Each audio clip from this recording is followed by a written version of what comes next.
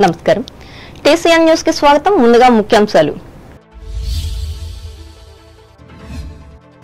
ఈ నెల 15న భీమవరం రానున్న ముఖ్యమంత్రి జగన్మోహన్ రెడ్డి వెల్లడించిన భీమవరం ఎమ్మెల్యే శ్రీనివాస్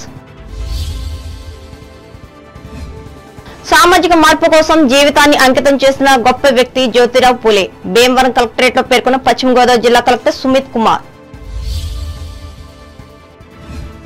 భక్తి శ్రద్ధలతో తణుకులో రంజాన్ వేడుకలు ముస్లింలకు సందేశం ఇచ్చిన రాష్ట్ర మంత్రి కారుమూరి తణుకులో ఘనంగా తొలితరం సంఘ సంస్కర్త పూలే జయంతోత్సవాలు నివాళులర్పించిన రాజకీయ పార్టీలు సంస్థలు ప్రసంగించిన మాజీ ఎమ్మెల్యే ఆరిమిల్లి తణుకు ప్రభుత్వాసుపత్రిలో జాతీయ సురక్షిత మాతృ దినోత్సవం ప్రసవాలపై అవగాహన కలిగించిన వైద్యులు తాడేపల్లిగూడెం జనసేన కార్యాలయంలో పూలేకు నివాళులర్పించిన అభ్యర్థి బొలిశెట్టి పాల్గొన్న కార్యకర్తలు పెనుగొండ మండలం దేవగ్రామంలో ఎన్నికల ప్రచారంలో పాల్గొన్న వైసీపీ అభ్యర్థి చెరుకువాడ చేసిన అభివృద్ధిని గుర్తించి ఓట్లేయాలని విజ్ఞప్తి పాలకొల్లులో రంజాన్ వేడుకల్లో పాల్గొన్న ఎమ్మెల్యే డాక్టర్ రామనాయుడు ముస్లింలకు శుభాకాంక్షలు తూర్పుగోదావరి జిల్లా ఎన్నికల నిబంధనల అమలు పట్ల సంతృప్తి వ్యక్తం చేసిన రాష్ట్ర ఎన్నికల పరిశీలకులు రామ్మోహన్ మిశ్రా ముస్లింలకు ప్రాధాన్యతనిచ్చిన ముఖ్యమంత్రి జగన్ రంజాన్ సభలో స్పష్టం చేసిన నిడదవోలు ఎమ్మెల్యే శ్రీనివాస్ నాయుడు వచ్చే ఎన్నికల్లో తెలుగుదేశం జనసేన బీజేపీ కూటమి గెలుపొందడం ఖాయం కోనసీమలో ధీమం వ్యక్తం చేసిన చంద్రబాబు పవన్ కళ్యాణ్లు పెద్ద సంఖ్యలో తరలివచ్చిన జనం ఈ నెల 15వ తేదీన ముఖ్యమంత్రి వైఎస్ జగన్మోహన్ రెడ్డి బస్సు యాత్ర భీమవరం వస్తున్నట్లు వైఎస్ఆర్ కాంగ్రెస్ పార్టీ అభ్యర్థి భీమవరం ఎమ్మెల్యే గాంధీ శ్రీనివాస్ భీమవరంలో గురువారం మీడియాకు తెలిపారు. స్థానిక ఎస్ఆర్కేఆర్ ఇంజనీరింగ్ కాలేజ్ దగ్గర నుండి జువ్వలపాలెం రోడ్డు మీదుగా అంబేద్కర్ సెంటర్ కు చేరుకుంటుందని అన్నారు. అక్కడి నుండి బహిరంగ సభ వేదికకు చేరుకుంటుందని వివరించారు. ఆయన పర్యటన విజయవంతం కావాలని క్యాడర్ కు పిలుపునిచ్చారు. ఇప్పటికే అన్ని ఏర్పాట్లు చేస్తున్నామని అన్నారు. ఈ సమావేశంలో నియోజకవర్గ పరిశీలకులు మోటుపల్లి గంగాధరరావులు పాల్గొన్నారు. సామాజిక మార్పు కోసం తన జీవిత కాలాన్ని త్యాగం చేసిన మహనీయులు మహాత్మా జ్యోతిరావు పూలే అని జిల్లా కలెక్టర్ సుమిత్ కుమార్ గాంధీ తెలిపారు. పశ్చిమ గోదావరి జిల్లా కేంద్రమైన భీమవరం కలెక్టరేట్ లో జిల్లా వెనుకబడిన తరగతుల శాఖ ఆధ్వర్యంలో గురువారం నిర్వహించిన జ్యోతిరావు పూలే 198వ జయంతి ఉత్సవంలో ఆయన పాల్గొని మాట్లాడారు. బడుగు బలహీన వర్గాల మహిళలకు చదువు ఎంతో అవసరమని గుర్తించిన గొప్ప వ్యక్తి అని చెప్పారు. ఈ కార్యక్రమంలో జిల్లా joint collector C V Praveen Aditya, జిల్లా రెవెన్యూ అధికారి జె ఉదయ్ భాస్కర్, జిల్లా వెనుకబడిన తరగతుల సంక్షేమ శాఖ అధికారి జి గణపతిరావు, జిల్లా వైద్య ఆరోగ్య శాఖ అధికారి డి మహేశ్వరరావులు తదితరులు పాల్గొన్నారు. అలాగే భీమవరం తెలుగుదేశం పార్టీ కార్యాలయంలో కూడా ఈ జయంతిని నిర్వహించి నివాళులర్పించారు. ఈ కార్యక్రమంలో పార్టీ రాష్ట్ర కోశాధికారి మింటే పాదసారథులు పాల్గొన్నారు. ముస్లిం సోదరులు ముఖ్యమైన పండుగగా భావించే రంజాన్ పర్వదినాన్ని తణుకులో గురువారం అత్యంత భక్తి శ్రద్ధలతో జరుపుకున్నారు. నెల రోజుల పాటు చేసిన కఠోర ఉపవాస దీక్షను బుధవారం రాత్రి నెలవంకను చూసిన అనంతరం విరమించారు. ఈ సందర్భంగా పట్టణంలోని 3 మసీదులకు చెందిన భక్తులు కొమ్మాయి చెరువుగట్టున ఉన్న ఈద్గా వద్దకు పెద్ద సంఖ్యలో చేరి ప్రార్థనలు చేశారు. ప్రపంచవ్యాప్తంగా నిర్వహించే ఈ రంజాన్ దీక్షల వెనుక ఎన్నో ఆధ్యాత్మిక మర్మాలు దాగి ఉన్నాయి. భక్తినిచ్చే ఆరోగ్య రహస్యాలు ఇమిడి ఉన్నాయి. అన్నిటికీ మించి పేదల వ్యధను అర్థం చేసుకుని వారి ఆకలి దప్పికలను స్వానుభావంతో గుర్తిరిగి వాటిని తీర్చమని చెప్పే మహోత్తర సందేశం ఉంది. ఇదే ముస్లిం సోదరులు దీక్షతో చేసే రంజాన్ అసలు పవిత్రత. ఖురాన్ ప్రబోధించిన ఆచరణాత్మక ధార్మికత ప్రార్థనకున్న గొప్ప బలమే కాకుండా ఇస్లాం చాటి చెప్పే సహృద్భావం ఉంది. ఈ సందర్భంగా రాష్ట్ర పౌర సరఫరాల శాఖ మంత్రి కారుమూరి వెంకట నాగేశ్వరరావు, మాజీ ఎమ్మెల్యే ఆర్మిలి రాధాకృష్ణులు ఈద్గాకు వచ్చి ముస్లింలకు శుభాకాంక్షలు తెలిపారు.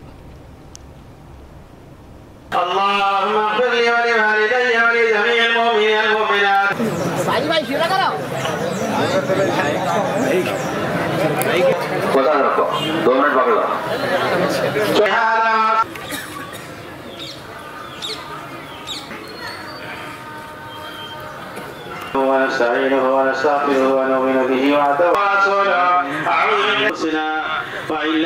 يا منان يا ستار يا رحيم فرما या अल्लाह हमारे गलतियों को कसूरों को तुम माफ तू ही रब है हम तो तेरे बंदे हैं हम तेरे गुलाम हैं अल्लाह अल्लाह तेरे क्या ये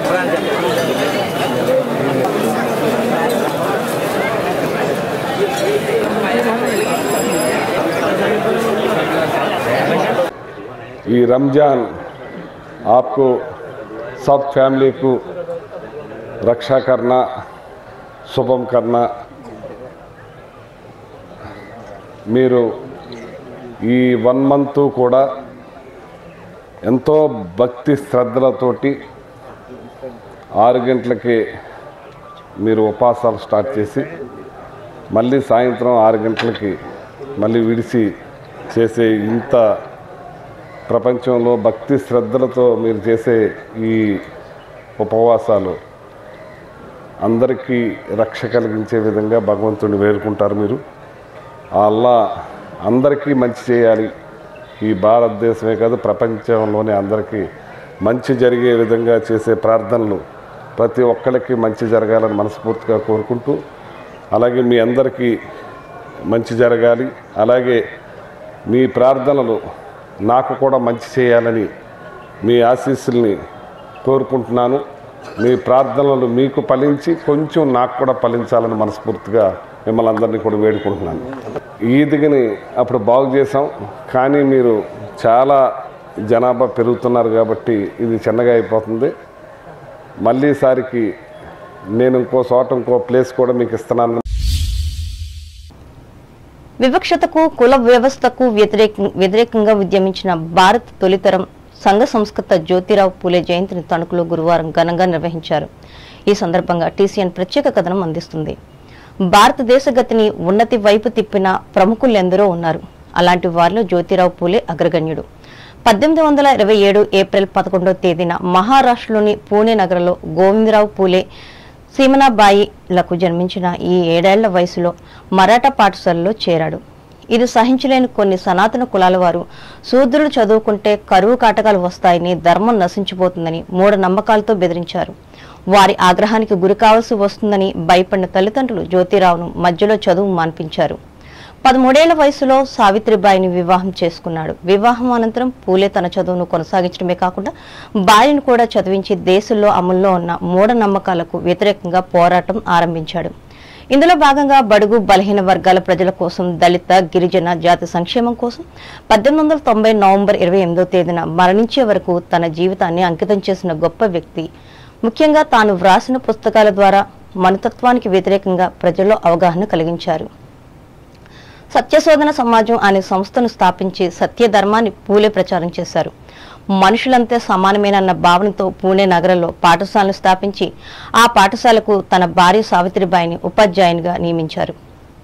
ఈ పాఠశాలలో కులమత భేదాలు లేకుండా విద్యాబాధను సాధించి ఆదర్శంగా నిలిచారు. అందుకే ఈ గొప్ప వ్యక్తి జయంతిని ఒక వేడుకగా జరుపుకుంటున్నారు. ఇందులో భాగంగా తెలుగుదేశం పార్టీ ఆధ్వర్యంలో పట్టణంలోని గోస్తని నది వంతెన వద్ద ఉన్న పూలే విగ్రహానికి మాజీ ఎమ్మెల్యే ఆర్మిలి రాధాకృష్ణ పూలమాలలు వేసి మాట్లాడారు.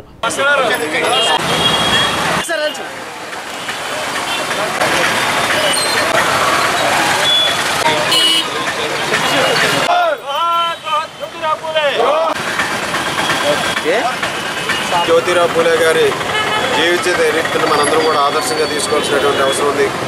కులరహిత సమాజ నిర్మాణం కోసం, అదేవిధంగా బీసీల అభ్యున్నతి కోసం, ఒక సామాజిక న్యాయం కోసం ఎప్పుడు కూడా పోరాటం చేస్తూ, అదేవిధంగా విద్యకి పెద్దపీట వేసి ఆ రోజుల్లో సావిత్రిబాయి పూలే గారికి మొట్టమొదటి ఉపాధ్యాయురాలుగా ఆ రోజు ఆవిడ వెళ్ళిందంటే దానికి కారణం జ్యోతిరావు పూలే గారు. ముఖ్యంగా బడుగు బలహీన వర్గాల కోసం, అదేవిధంగా ఈ సమాజంలో ఒక సామాజిక న్యాయం కోసం చేసినటువంటి కృషి అనేది అదే ఈరోజు జ్యోతిరావు పూలే గారి ఆశయాల్ని ప్రతి ఒక్కరూ కూడా కొనసాగించాల్సినటువంటి అవసరం ఉంది. జ్యోతిరావు పూలే గారి స్ఫూర్తితో స్వర్గీయ నందమూరి తారక రామారావు గారు తెలుగుదేశం పార్టీని స్థాపించి బీసీలకు పెద్దపీట వేసి అన్ని విధాలుగాను కూడా స్థానిక సంస్థల్లో కానీ రాజ్యాధికారాన్ని కానీ బీసీలకు చేరువుగా చేర్చినటువంటి వ్యక్తి స్వర్గీయ నందమూరి తారక రామారావు గారు. అదేవిధంగా చంద్రబాబు నాయుడు గారు కూడా జ్యోతిరావు పూలే గారి ఆశయాలను కొనసాగిస్తూ ఈరోజు తెలుగుదేశం పార్టీకి బీసీలకి పెద్దపీట వేసి అన్ని విధాలుగాను కూడా ముందుకు వెళ్ళడం జరుగుతుంది. రాబోయే రోజుల్లో కూడా ఈరోజు పలు పథకాలని, సంక్షేమ పథకాలని చంద్రబాబు నాయుడు గారు, పవన్ కళ్యాణ్ గారు, అదేవిధంగా మోడీ గారి సహకారంతో రాబోయే రోజుల్లో ఉమ్మడి ప్రభుత్వం రాబోయే రోజుల్లో అన్ని సంక్షేమ కార్యక్రమాలని అమలు చేస్తూ ఈరోజు అన్ని వర్గాలకి న్యాయం చేసే విధంగా ముందుకు వెళ్తామని సందర్భంగా తెలియజేస్తున్నాం. ఈ కార్యక్రమంలో పార్టీ రాష్ట్ర కార్యనిర్వాహక కార్యదర్శి డాక్టర్ దొమ్మెటి వెంకట సుధాకర్, పట్టణ అధ్యక్షులు కలగర వెంకటకృష్ణ, నాయకులు నల్ల భాస్కర్రావు, గండి రామకృష్ణ, చింతలపూడి సన్యాసిరావు, ఆత్మకూరు శివరామకృష్ణ, కొండేటి శివ, కడియాల సూర్యనారాయణ, సప్పా వీరరాఘవులు పాల్గొన్నారు. అలాగే వైఎస్ఆర్ కాంగ్రెస్ పార్టీ ఆధ్వర్యంలో ఈ పార్టీ సీనియర్ నాయకులు చిట్టూరు శ్రీ వెంకట సుబ్బారావు పూలమాల వేసి నివాళులర్పించారు. ఈ కార్యక్రమంలో ముఖ్య కార్యకర్తలు సామంతుల అప్పారావు, సప్పా బలరాం, తాటిపర్తి వాసు, కుడుపూడి చంద్రరావు, డీజే అమూల్యరావులు పాల్గొన్నారు.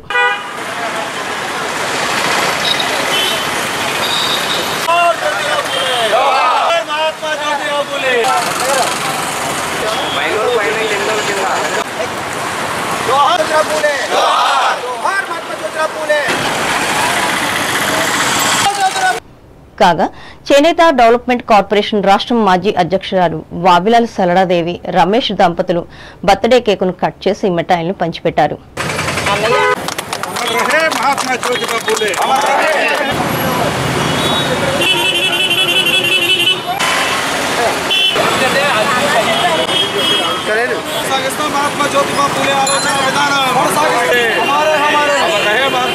సామాజిక న్యాయ పోరాట సమితి ఆధ్వర్యంలో పూలే ఆశయాలను సాధిస్తామంటూ ప్రతినిబూరారు.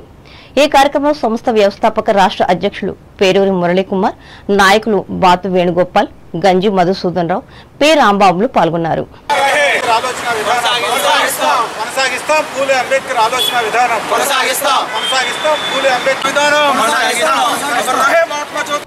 ఇదిలా ఉండగా బార్ అసోసియేషన్ ఆధ్వర్యంలో కూడా ఆయన చిత్రపటానికి దండలు వేసి జయంతికున్న ప్రాధాన్యతను చాటి చెప్పారు. ఈ కార్యక్రమంలో న్యాయవాదులు కౌరు వెంకటేశ్వర్లు, గొల్లపల్లి అంబేద్కర్లు పాల్గొన్నారు. ఆల్ ఇండియా పూలే అంబేద్కర్ ఫౌండేషన్ ఆధ్వర్యంలో కూడా జ్యోతిరావు చిత్రపటానికి పూలమాలలు వేసి జేజేలు పలికారు. ఫౌండేషన్ వ్యవస్థాపక అధ్యక్షులు పట్ల సురేష్ అధ్యక్షతన జరిగిన ఈ కార్యక్రమంలో బీసీ నాయకులు నారగొని సత్యనారాయణ, ఎస్సీ నాయకులు జంగం ఆనంద్ కుమార్లు పాల్గొన్నారు.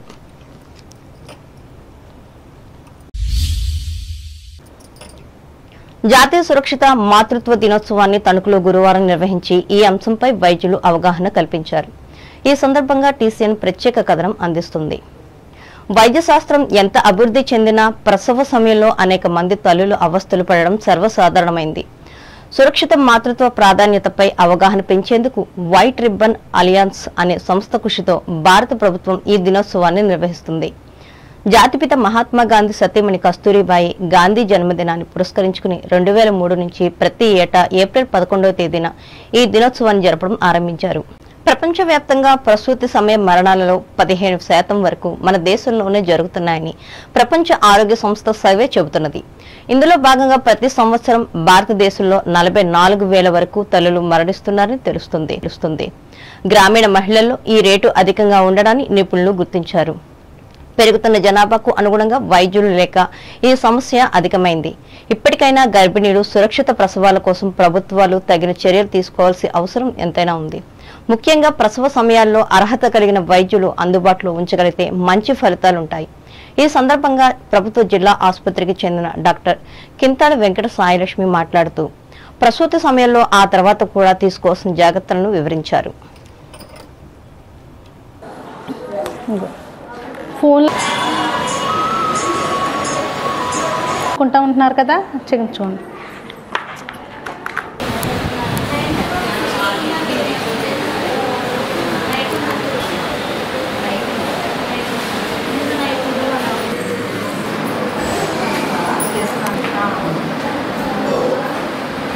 మనం గడియారం ముళ్ళు ఎలా తిరుగుతుంది అలా తిప్పాలి, మళ్ళీ అదే గడియారం ముళ్ళు మళ్ళీ వెనక్కి. తర్వాత ఏంటంటే మనకి ఎముకల్లోంచి మన బేబీ రావడానికి కానీ మజిల్స్ రిలాక్స్ అవ్వడానికి కానీ ఉపయోగపడుతుంది.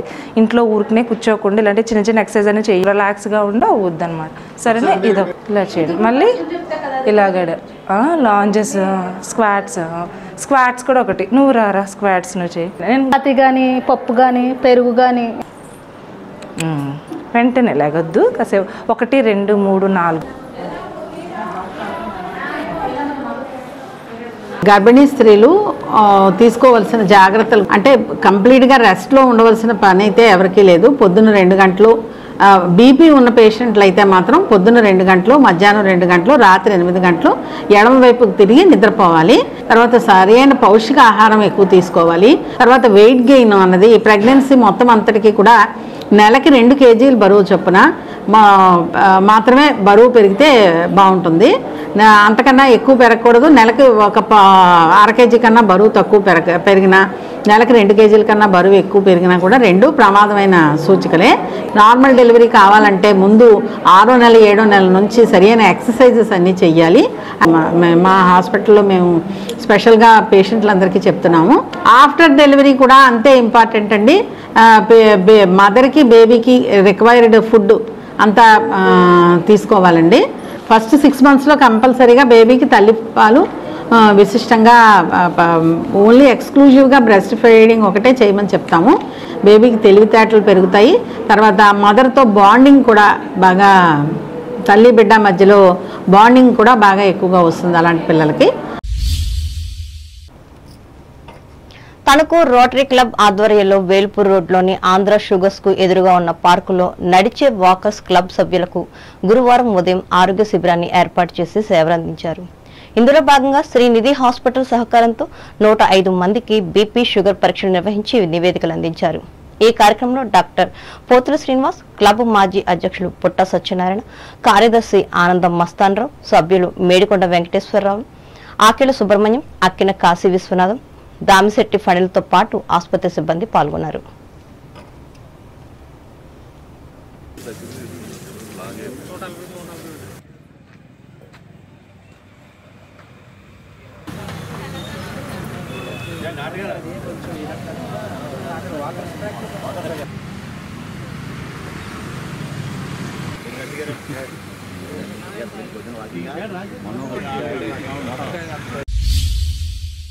భారతీయ సంస్కృతిలో రామునికి ప్రత్యేక ప్రాధాన్యత ఉందని గురు సహస్రావధాని డాక్టర్ కడిమెళ్ల వరప్రసాద్ అన్నారు. తణుకు నన్నయ్య భట్టారిక పీఠం ఆధ్వర్యంలో గురువారం రామకృష్ణ సేవా సమితి ఆధ్వర్యంలో జరిగిన సభలో ఆయన పాల్గొని అంతా రామమయం అనే అంశంపై మాట్లాడారు.